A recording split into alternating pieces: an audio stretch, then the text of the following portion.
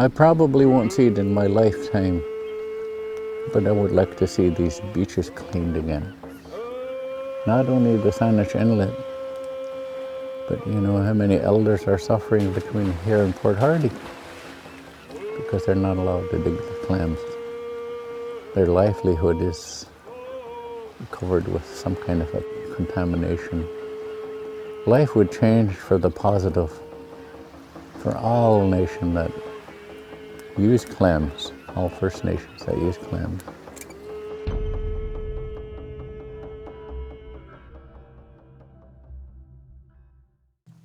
Hello, my name is Huat Imet. That's my given name, Huat Imet. That belongs to my dad's family from Pakwachin, which is across the bay. And just a little information about where we're at. We're at the Malahat Nation, what is called Malahat Nation. It is the Malahat Reserve, but in reality, the things that I heard when I was a young man is that Malahat comes from the name Matnachis, caterpillars, but our community actually ranged from Hatch Point to Goldstream. And we were given these place names in the 50s. I guess we'll start with Stout, which is on the outside, Sycam, Pakwachin, and Thirtlip, and then Malahat. We're given these place names. But this whole inlet is one big, large community, and we refer to them as families in the community. There's no I or we, it's, you know, everyone shared. And I'm going to talk about the clams on our beach today. And there's a lot of things I've witnessed changes, but I'm going to start from when I was a youngster, about 7 or 8. I used to come down to the beach here with my dad, 7 or 8 years old, and we used to dig clams on this beach for our, not only our lunch and supper, but you know, for putting the clams away, either smoking or drying the clams for the winter time. And they used to dry the clams, and they're the bigger clams, what they call butter clams. They used to put them close to the fire, built fire, and you know, as they're cooking, the shells would open up, and they'd keep the fire going until it dries the clams. Then they put the clams put the clams away, especially when they needed it for their fishing season, sockeye season. Everybody on the island, and the mainland, the U.S. and Canada, traveled to the islands out here, Orcas Island. We used to have a person come and invite. They said, the sockeye salmon is in now. Time to gather your things and go camping. And so they'd have these bags and bags of dried clams for themselves. And not only that, they did that for salmon too. I mean, I don't want to be sarcastic, but there was no McDonald's in their days. And this beach here is only one of many beaches. I came down here, like I said, with my dad. Every low tide we came down. And now they have measuring systems for how far the tide goes out. And for the shallow area, didn't have to go out too far. We got clams that was little nicks. And that's the kind that they steamed clams. And a little cup of water and steam it, and then you have your lunch right there. And a little further out, then you get the, the butter clams. The butter clams. At one area of the beach was, the north end of our beach was razor clams. I don't recall anyone taking that home, but they took the butters and the little necks home. And the farthest out on the beach, um, in a very low tide, they dug for horse clams, I think it's called, and gooey ducks, they call it. They called it, and they dug for those. And they also either fried them or dried them. So they had a big kitchen table out here. They didn't have to go far to have their food for their families. On the treks of other nations and us is that when we traveled, there's clam beaches between here and the Orcas Islands, San Juan Islands, and the clam beaches, and those were almost like, I guess you can call it pit stops for people heading out to the islands to go fishing. And they camped in these beaches, and they did what's happening now is drying clam, especially when they're traveling to the islands for the sockeye season. Sockeye season. There's been a lot of changes here since I was a kid. 1957, I used to come down with my dad here. And you know, the changes I've witnessed is the contamination on the beaches and that has affected our way of life for having clams for our meals, lunch or supper. It's not available to us, although it's sitting there. It's not good for us to eat. The first thing was the indication of the toxins or poison the clams. The birds seemed to know when the red tide was around. But as for the other things that's around, like we were told it was a septic water, but we went on to a system that drains away from our place here, and so they told us it's still contaminated. But you know, they gave us vague answers, but the things that's contaminating this beach, I really don't have a clear idea of what it is. If it was possible to clean the beaches, that would be awesome. And our children, you know, can learn to live the way we did, learn to live the way our ancestors did. But until that happens, you know, there's going to be no changes. Yeah, my name is Tommy Harry. I'm from the Malahat First Nation here. And I have to say myself personally, with this clam cook we did on the beach here, it's good to bring it back because there's some memories. I only seen this done twice in my lifetime. This when I was like 10 years old, and it's good to bring this back again, and along with teaching our youth over there.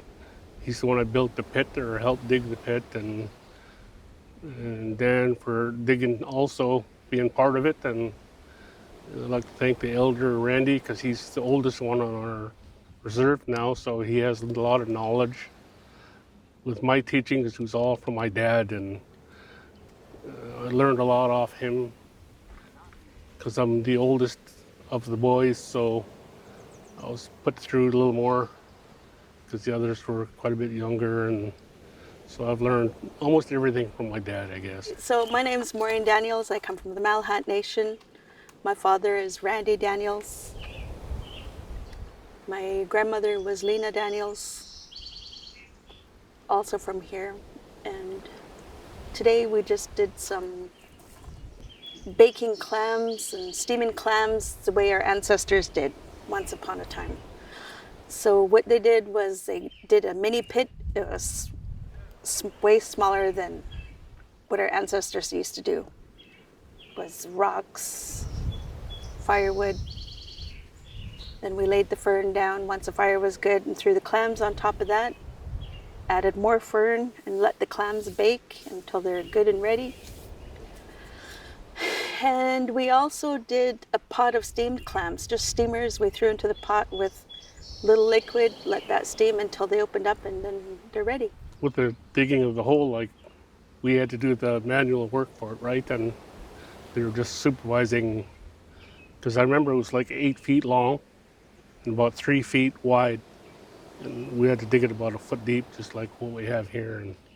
And then with the rocks, we had to mega rocks because it was 8 feet long, right? So, and it was all about the size of a softball.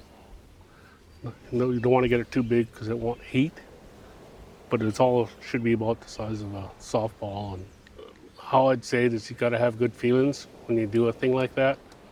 Like if you a little bit of anger, then the fire won't go, and just part of the teacher's thing that I went through. And but the fire went really good, and clams cooked quick, so that was a good thing to see. And with the collections of the fern and the kindling cedar to get the fire started, and the rocks is the main one. And proud to be part of the history again, to try to bring it back along with our youth, and hope to see it continue, because I haven't seen this, like I was saying, when I was 9 or 10, and I'm 62 now, so that's a long time ago. Eight squale and sol seat mullet. Hello everyone, my Halkami'tnam name is Sol Seat Mullet. My English name is Jennifer Daniels. So when I was a little girl, we used to clam dig here in Malahat, Mill Bay at the Verdier Point, they call it. I used to come with my parents, and they were digging for our family or either cultural uses that they came digging for. We also did that with my mother-in-law. My stateless is Huatimit, Randy Daniels. And so we came clam digging down here on the beach before contamination came in, and we were no longer allowed to dig. The clams that we actually ate were store-bought, and the ones we baked on the open fire were from the beach, what we could not consume because of contamination. It probably started in the 80s, I'm guessing, like with the pollution, because when we used to dig down here in the 70s, like the clams were good then. I remember it started around 1980 when it started getting polluted. So I remember part of that one. That's roughly when it happened. For this kind of thing, I think we need more youth involved. Like explain, like what we're doing today is how it's made with the rocks, the cedar, the fern. Because I'm sure every community does theirs different. But this way is the way I remember. I remember my family used to be out there all day harvesting for, like I mentioned, cultural work, feeding families at gatherings where a lot of the First Nations gathered together. And we worked with many different seafood, or if it wasn't seafood, it was ducks. And we did a lot of work with the fish as well, the salmon. And it was really important for our families to get together and work together, harvesting and cooking. It was a lot of fun for us to do that, and our mothers, our aunts, grandmothers, sisters worked together, long hard hours working together just to put that meal together. Well, it'd be good to pass on to our future generation, you know, be good for them to have the knowledge to know what our ancestors did before them. My grandmother is the one who raised me, so there's a lot I learned from her that, you know, I wouldn't have if I lived anywhere else. I've, alongside from the clams, I learned how to smoke fish with her. And I remember being a kid and clam chowder, fried clams, fish, it was on the menu every week. Now you're lucky if you get it once a year, and it's because of the contamination. If we want clams, we have to go to a neighboring reserve, up or down the island. You have to pay good dollars. Well, a lot of my teachers were strict, right? They weren't mad at me, like to how to do it. Like they'd be loud with it, but strict, like make sure we understood it. I didn't take it as they're being mad at me. It's, you know, the teachings kind of thing, right? And that's what I do to my kids and grandkids now is talk firmly and make sure they understand. So, because I do other stuff with teachings, like I make paddles and canoes and things like that. I'm trying to pass down to the next generation also. With us, or my family, like I was saying, we got a big family. We'd all be down there helping each other, even though my brothers were younger. They'd help, like I'm digging and they're picking it up. And so we all had kind of a chore to do. Back in the days when I was a little girl, my parents used to do a lot of clam digging. And they used to go to Genoa Bay, Penelakut, Lyaxon, where my mom's from. My grandparents are from Lyaxon. Did a lot of harvesting of the seafood. You can work the way our relatives work today with drying clams and cooking it, steaming it. A lot of preparation, and people worked a lot on the beach, spent a lot of time in the day harvesting and long hours. If there was a gathering, a cultural ceremony up at the big house, people would be down here digging, and they would bring that up to the big house. And I remember hearing an elder say, geez, Malahat's the only place you can get the seafood, because we had the clams and we had the fish, and they appreciated that when they come to visit. Like my husband says, on the kitchen table, we worked together, worked as one. Haichka. People coming into the beaches for their that didn't live here, what we call the Quinitums, and they used to flood this area. Next thing you know, our beach is cleaned out. We found out later that they're selling the clams and wiping out our beach. So that'd be one obstacle, I guess you could say, if ever this beach is cleaned again. But other than that, I think, you know, people would be really happy to see this come back. And at the same time, like what's happening now, it'd be good to teach the younger people what we went through, what our ancestors went through. And let's bring it back. Let's bring it back. I know it was, like my dad said, it was hard on my gran, right? And to me, I didn't understand. And at the time, I was young, so I didn't appreciate it as much as I do now.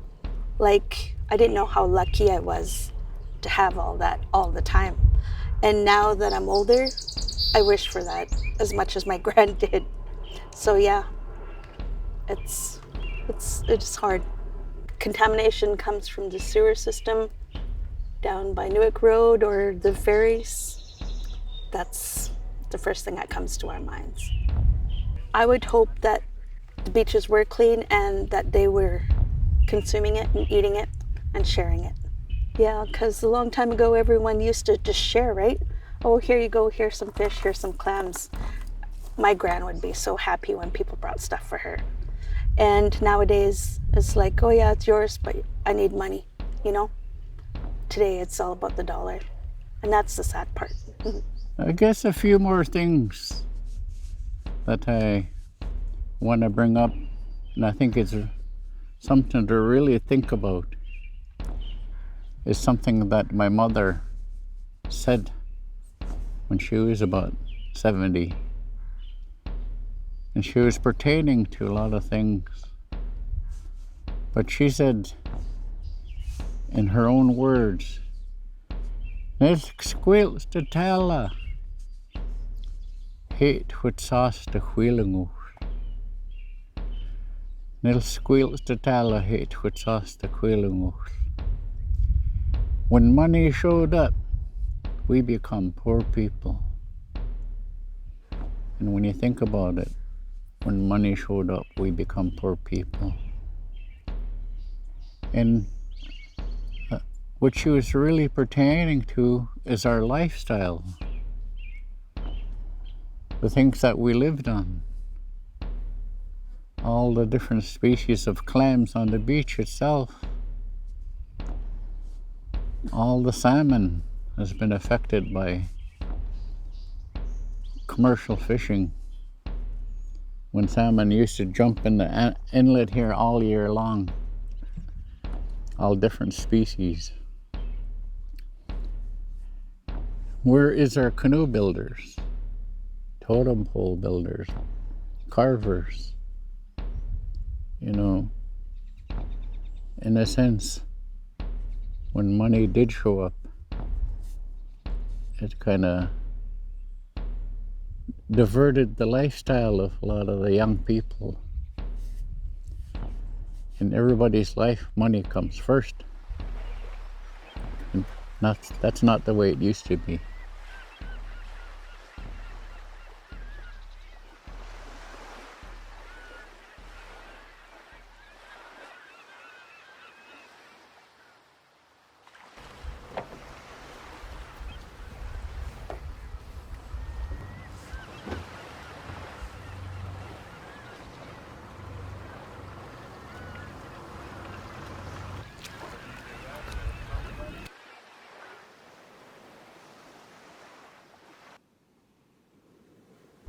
Yeah, we just have to screw this cup on the bottom of the net.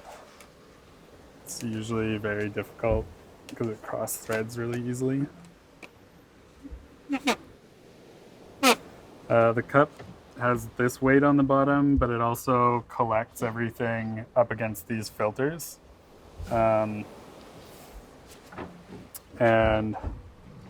the net will push water out so bigger things actually don't get collected very much. And it'll prevent, it's a really fine screen that'll prevent phytoplankton from passing through it. So I'll let Sandy drop down.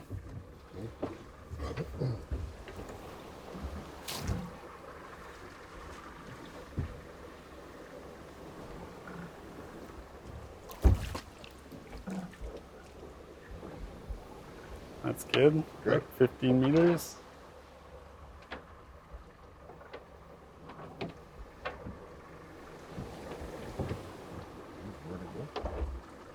Oh yeah, it's just tucked back under. You'll feel, Yeah, I felt it tug. yeah, it'll tug on the rope when it's all the way down. Yeah, it does. Okay, I'll back it up so we get a straight line.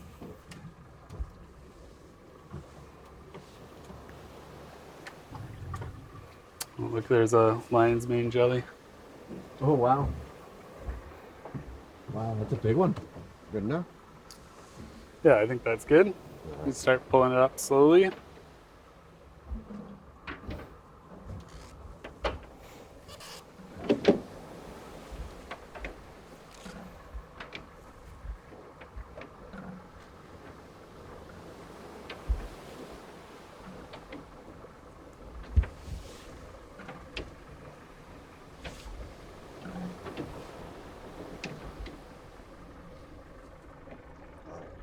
Yeah, stop. So I'll get you to hold this. And then have to rinse everything that's stuck on the sides down. So it can take a little while. And the reason we do this is to see everything that's growing in the whole water column. So all the types of plankton that might be growing around here. And then we can see, we can't tell how many there are, but we can see what different species are growing, whether or not there's harmful algae growing here. So we take this